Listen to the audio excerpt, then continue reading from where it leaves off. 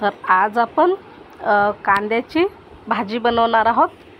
अगदी झटपट आणि जेव्हा आपल्या घरामध्ये भाजीला काही नसेल तेव्हा ही भाजी बनवून आपण खाऊ शकतो आणि चविष्ट अशी कमी साहित्यामध्ये भाजी तयार होते ही। तर इथे बघा अर्धा किलो कांदे असे बारीक चिरून घ्यायचे आहेत। कढईमध्ये तेल टाकून घेऊ। अगदी कमी साहित्य लागते ह्याला आणि आयत्या वेळेला आपण ही भाजी झटपट करून खाऊ शकतो। आमच्याकडे ही जेव्हा आपण आमरस बनवतो त्यावेळेस हमखास ही भाजी बनवल्या जाते।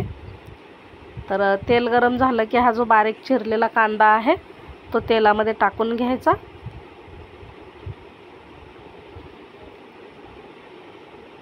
कांदा तुम्ही मिक्सरमध्ये बारीक करून घेऊ शकता किंवा मग चॉपरमध्ये बी कापून घेऊ शकता। फक्त आपल्याला असा बारीक चिरून घ्यायचा आहे। आता यामध्ये कांदा लवकर परतण्यासाठी मीठ टाकायचं आहे, म्हणजे कांदा लवकर परततो।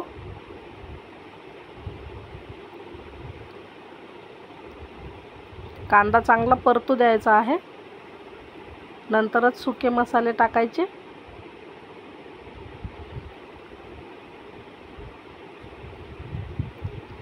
बनवायला जेवढी सोपी आहे तेवढीच खायला चविष्ट भाजी आहे ही।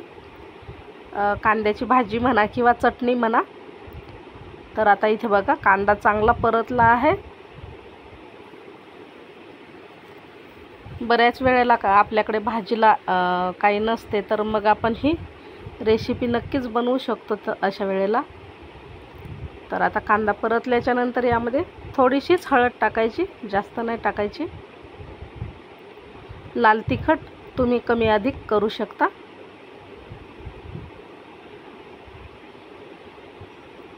वरून कोथिंबीर टाकायची आहे आणि आपण मीठ कांदा परतता वेळेस टाकलेलं आहे। वाटलं तर थोडंसं टाकायचं वरून, नाहीतर नाही टाकलं तरी हरकत नाही, कारण आपण सुरुवातीलाच टाकलेलं आहे। त्या अंदाजाने मिठाचं प्रमाण टाकायचं आहे।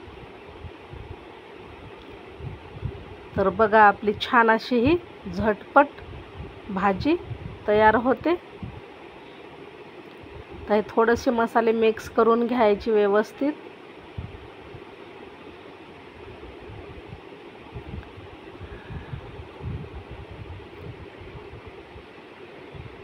परत एकदा कोथिंबीर टाकून घ्यायचं आहे।